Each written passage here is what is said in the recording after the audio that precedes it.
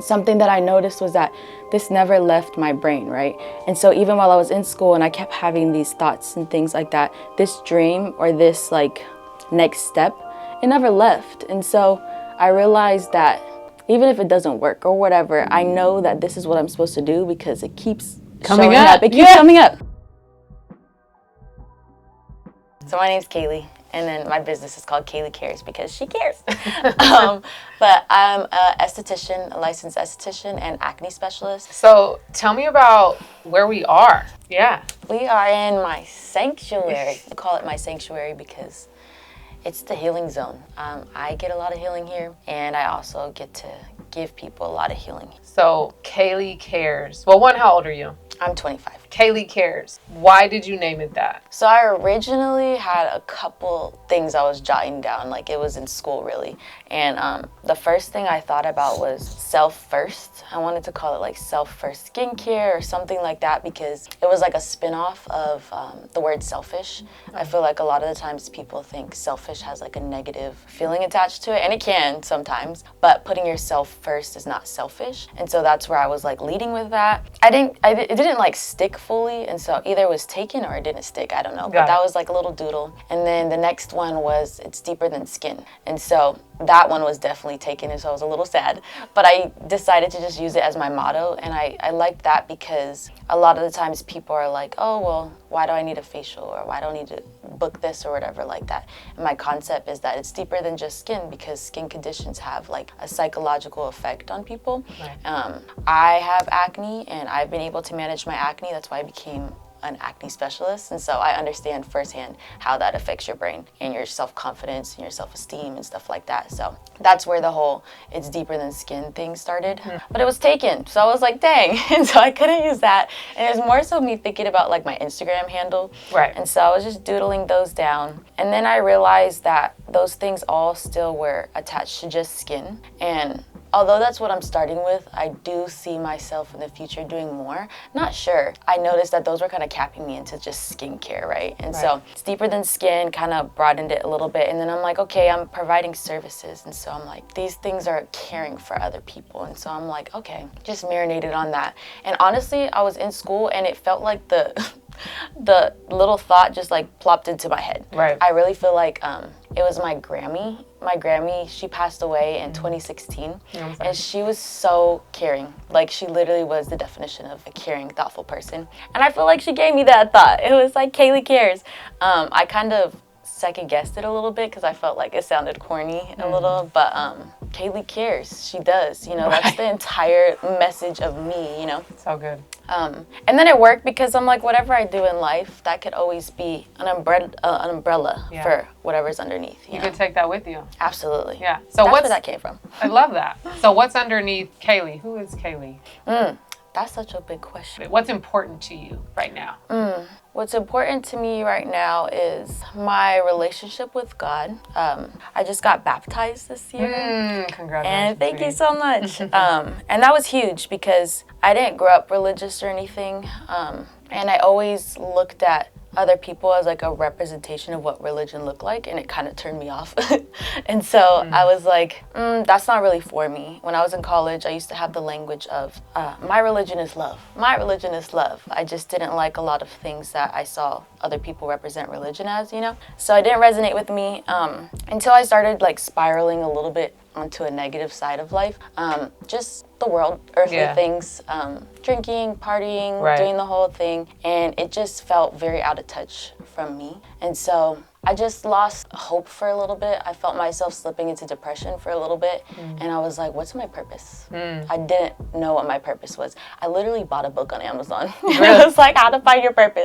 Exactly. Somebody help me with this. Literally. Yeah. And it actually ended up being like a little devotional, Christian-based. Yeah. And so I read a little bit of that.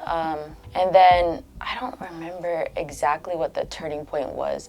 I know just that era was my turning point, but I realized that I was just sad for a little bit. I was in school. I was changing my major a bunch of times. You were in college where? So I went to college in San Francisco State. Okay. And I originally started going out there because everybody was like, you know, you need to go to university, you need to go somewhere far. Right. And so I tried San Francisco State. I was like, it's far enough to be not home, San Right, Diego, but close enough to where it still feels, you know, similar. Yeah. But I didn't know what I wanted to do. Yeah. And I feel like teach their own. But right out of high school, it's really hard to know what you want to do. 1000%. You know? And so when I got to school, I'm like, dang, I'm supposed to know what I want to major in. I'm supposed to know what my career is supposed to be and stuff. Right. And so I started with psychology because I'm like, that's cool. I like talking to people. Right. Psychology got really hard. So Yeah. when I first told her that I was thinking about becoming an esthetician, she was like, you should do it. And I was very skeptical because I was like, I just spent all these years, all these semesters trying to become this, trying to become this. Like, I feel like I need to graduate or finish regular college, right? And so she was like, yeah, but if that's not what you want to do, then you're not going to be proud of yourself afterwards. And she's like, because you've taken psychology, because you've taken kinesiology, because you've taken sociology, all three of those things are going to make you. Yeah. I think I heard somebody say it, but I love reminding myself of baby Kahley.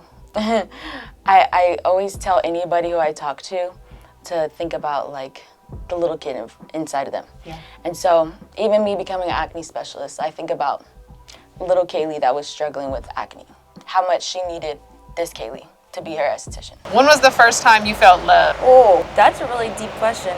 I feel like it's hard to pinpoint the first time because honestly, I've been so blessed with so much love. I'm the first grandchild on both sides. I even had an extra grandparent from marriage, my Grammy. I could even remember the first time I felt love. I think it would be easier to probably remember the first time I didn't feel love because Tell me about that. felt foreign. Probably when I was little, me and my biological dad didn't have the closest connection. He was young just like my mom too, so he wasn't around very often. And the first thing that comes to mind is the apps at school. My mom came to everything. And so I think there was like a daddy and daughter dance or something like that. And my grandpa, the one that passed away, he used to show up and show out all the time when he could, you know, but he couldn't be to everything. That's what I remember. I think I was like in kindergarten. But yeah, I just remember feeling like, where's mine? You know? Like absence. Yeah, I felt absence, and then I think immediately, like when you're little, you kind of turn inward. You think that there's something wrong with you. I would definitely think that was the first time I felt not loved. Because I knew my mom loved me and she's here, so if that's what love looks like, then, and you don't look like that, that must mean you don't love me. Yeah. What does self-love look like to you? Self-love looks like a daily task to me. Things that me personally, taking care of my skin, because I am learning how to manage my acne and I do correctional skincare and stuff like that. Me staying on top of my routine helps. Me being healthy helps. Everybody talks about the gym, and it's not just about your appearance, really. It's about your mental health and having a structured routine because that means that you're putting yourself first, you know? Your daily deposits, whatever that looks like. So skincare for me, trying to stick to a routine. When I participate in serving, I always feel the most love. For me, helping others helps me. I always say that. So trying to help the community, help people, I feel like I get that taken care of with Kahley Cares too. I love that. Do you feel like you're powerful? Oh, I do feel like I'm powerful. I feel like I'm powerful, and I think that's what intimidates me sometimes, because I think once I am aware of my strength and my power, then I'm like, oh wow, that's huge. That's a little nerve-wracking. Do you remember the first time you felt powerful? I think it probably was around my dance era when I used to be in a dance group growing up, and every time we would like perform and things like that afterwards, I'd realize the impact we had, like, and how practicing days in and days out to lead up to a big moment is worth it. So probably during that era when I felt proud, building things always makes me feel proud. Like again, the dance community after putting together a show and then being able to perform. After doing well in a school project or something like that, I felt good. I feel like I felt proud when people congratulate me a lot. Words of affirmation help, and so learning how to be that for myself too is important, because not everybody's going to give you a pat on the back, but it feels good. Exactly. What about powerless? Do you remember a time where you felt powerless? Powerless. I've been a huge people pleaser growing up, especially when it came to my friends. And anytime they were going through something, I've had some friends go through some really, really serious things, and that's the most powerless I've ever felt, because I wish that I had like a magic wand to fix it for them. Even my family members or anything like that. That's the most powerless I'll still ever feel sometimes. But as I gotten older, I've learned that you can't help everybody, and even me caring and praying for them is enough, right? But me not being able to fix it and not be able to be the glue and help change their reality, you know, that used to really bother me when I was growing up. But now that I have God and know that that's where the power. That's above me. Okay? So now I've changed. But yeah, that's definitely, I used to be very, very, very personally about things I couldn't change. Even as a little girl, watching commercials and stuff about children that are starving and things like that, that used to really bother me. I'd be in tears to my mom, like, how is this happening? That speaks and to you feel powerless. Who you are. Yeah. Absolutely. My mom's favorite story, she always says, she came into the kitchen one time, I had to be like 5 years old or something, and I found a box, and I was like in our cupboard, and I was taking down all our food and putting it on the floor. And she's like, what are you doing? And I'm like crying, and I'm like, the commercial, the kids don't have any food. You need to give them my food. I know. Oh my goodness. So, yeah. It speaks to your heart. Absolutely. Kahley cares. She Kahley's cares. always cares. She does. She cares. But yeah, that feels powerless when you can't help people. For sure. That's a good one. Okay, you're 25. Kahley, in 20 years, you'll be 45. What do you want your world to look like? Oh my goodness. And it may not be, so I want you to think more so, who do you see yourself be? Honestly, as much as I try to fight it sometimes, and I don't know, it's probably still a little shed of the imposter syndrome sometimes, I definitely see myself being somebody who inspires people for sure. I know that's kind of cliche, and I feel like a lot of people say that, but I do feel like I'm called to be a leader. I do know that my voice is powerful, thanks to the people that surround me, that uplift me and stuff like that. And I know the effect that my heart has on people, because I care about everybody's heart, I really do. So I think I'll be, I don't know, some type of counseling, you know, I love one-on-one, some type of organization. I definitely still want to contribute. I feel like we're here to serve. Yeah. And so I'm still going to be serving. How would you describe Kahley at 45 years old in 2 words? Wise and generous. That's really good. Wise and generous. I love that. Thanks. That's like, because it's like the amplified version of who you were as a child, who you are now, and who you'll be. I love that. So true. Because it really is you. Yeah. If you could give one piece of advice to every little girl in the world, what would it be? Oh, simple. I would say 2 things. So believing in yourself, for sure. It's very simple, but it's so true. You have to believe in yourself. And Nike was really onto something when they said, just do it. Just do it. Whatever is in your brain, seriously, they were onto something. Nailed the slogan, Nike. Just do it. Seriously, though. For sure. Because what's in your brain, God is giving you those thoughts for a reason. Right. You have to believe in yourself. Yeah. You have to know that when you put one foot in front of the other, you're going to have something to land on. And that's faith, you know? And also knowing that, like, genuine faith is not tested by the lack of adversity. You're gonna go through tough things. So a perfect life is never gonna be the thing. So don't go looking for problemless, smooth sailing journeys. That's not gonna be it. It's by your response to it that changes, right?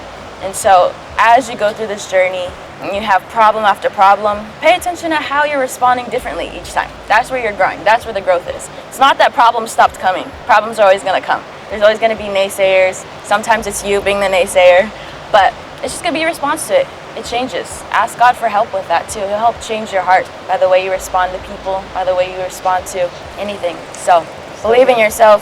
You can do it. This is your world. You're the main character. Write the pages. Let God lead your hand and write those pages. Pretend you're in a movie. You're the main character. Yeah, I love that. And you're uniquely qualified. That was like 5. That's okay. They all kind of point in the same direction. Yeah. And I'm going to put a wrinkle in this. I don't think I've ever asked this question before. What's the one piece of advice you would give 45-year-old Kahley? Ooh, remember your why. We get drifted away from things sometimes, and then we don't realize because we're like on autopilot so much. And so if you start feeling yourself drift in whatever direction that doesn't feel normal or not comfortable, because we got to be uncomfortable sometimes, but if you feel out of balance, remember your why. Remember your why, and it'll bring you back. Always remember your why. So good. Yeah.